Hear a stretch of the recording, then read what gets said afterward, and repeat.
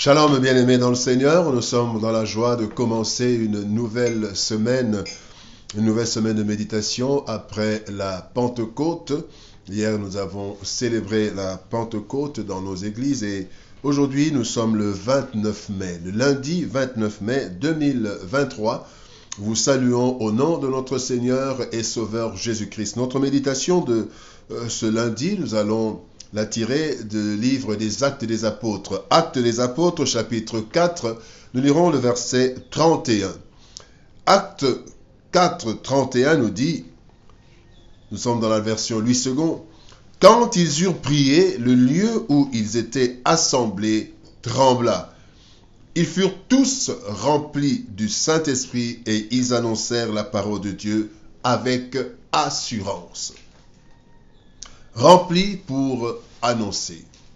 Rempli pour annoncer, tel est le thème de notre méditation de ce lundi 29 mai 2023. Bien-aimés dans le Seigneur, l'annonce de la parole de Dieu est essentielle dans la vie de l'Église et de chaque chrétien.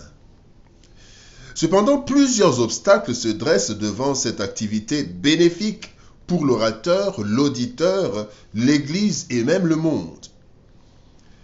En effet, la parole de Dieu est indispensable pour la transformation de l'humanité tout entière. Malheureusement, plusieurs fuient cette responsabilité par peur, par timidité ou pour d'autres raisons, par égoïsme même.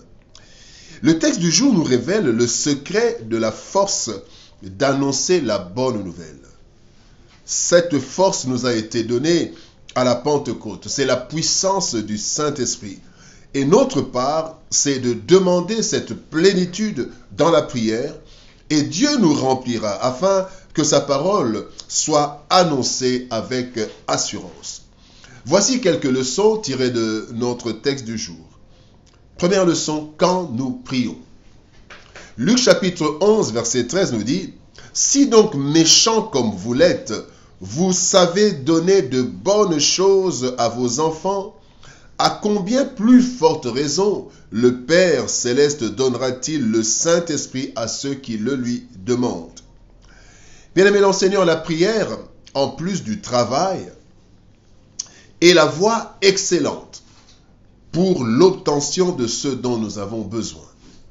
Dieu, dans son amour, prend plaisir à nous exaucer, car cela marque sa suprématie et aussi la dépendance de l'être humain. Nous dépendons de lui et c'est lui qui peut nous exaucer, nous donner.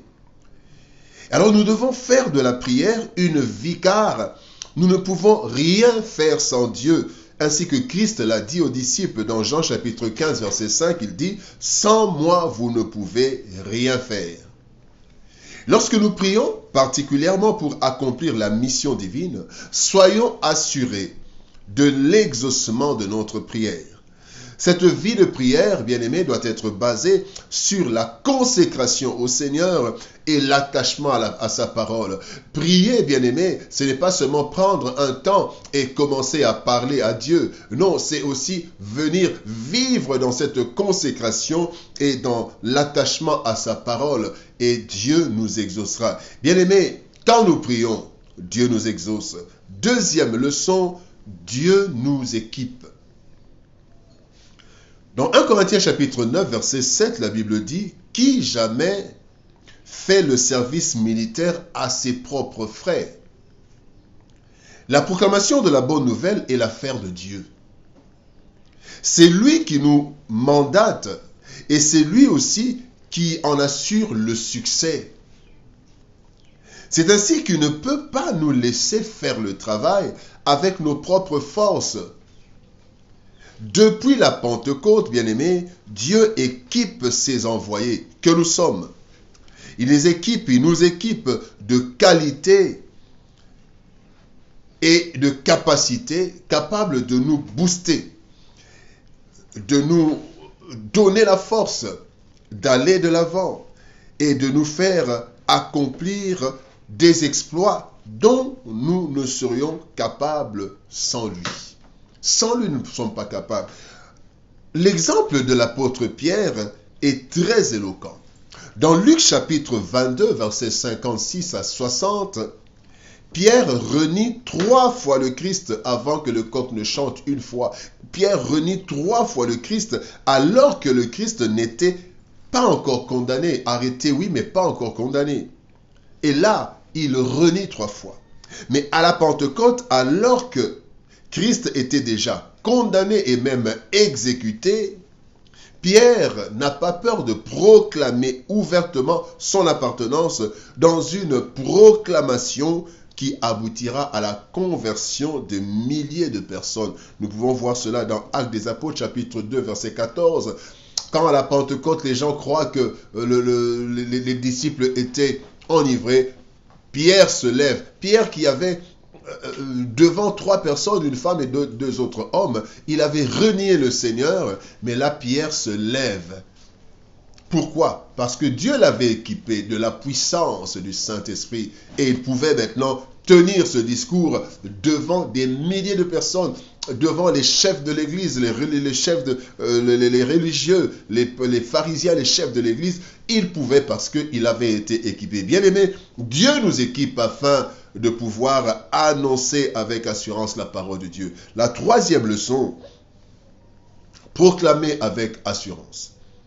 Éphésiens chapitre 6, versets 19 à 20, il est dit, « Priez pour moi afin qu'il me soit donné, quand j'ouvre la bouche, de faire connaître hardiment et librement le mystère de l'Évangile, pour lequel je suis ambassadeur dans les chaînes et que j'en parle avec assurance, comme je dois en parler. » Bien-aimés dans le Seigneur,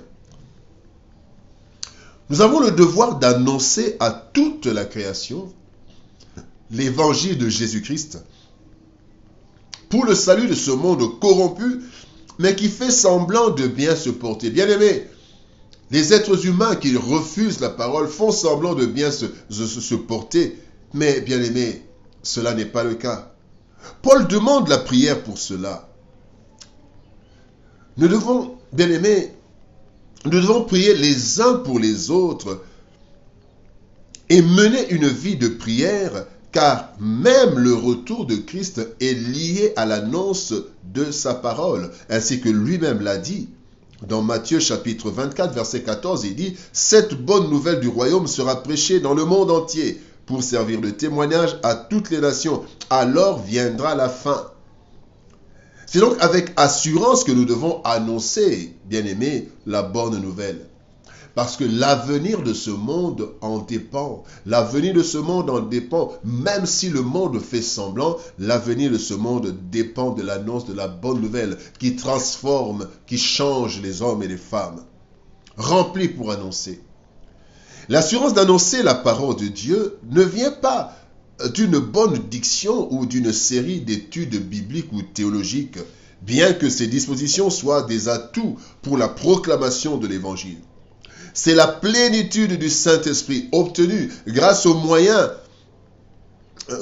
grâce au Seigneur, bien-aimé, obtenue grâce à Dieu, mais au moyen d'une vie de prière et de consécration qui nous transmet cette assurance. Bien-aimé, c'est la plénitude du Saint-Esprit qui nous transmet l'assurance. Soyons donc remplis du Saint-Esprit pour annoncer l'Évangile avec assurance et sauver l'humanité qui est en danger, qui est en grand danger. Bien-aimés dans le Seigneur, que cette fête de Pentecôte ne soit pas une simple célébration, mais un stimulant pour que nous puissions annoncer avec assurance la parole du Seigneur pour que le monde soit sauvé par elle. Prions. Éternel Père de gloire, Dieu Tout-Puissant, merci pour ton amour et ta bonté. Merci parce que tu nous as donné la force d'annoncer ta parole avec assurance. Cette parole de vie qui vient, Seigneur, pour sauver l'humanité perdue et corrompue. Seigneur, aide-nous, Seigneur éternel, à travers la prière, la méditation de ta parole, à être attachés à toi. Et que, Seigneur, au Dieu de gloire, tu nous remplisses de ton esprit, que nous ayons toujours la plénitude de cet esprit afin d'annoncer avec assurance ta parole et d'amener le salut auprès de toute personne sur cette terre. C'est dans le précieux et puissant nom de Jésus-Christ, notre Seigneur et Sauveur, que nous avons ainsi prié. Amen. Bien-aimés dans le Seigneur, que Dieu nous bénisse. Bon début de semaine. Shalom, au revoir. et à demain par la grâce de Dieu.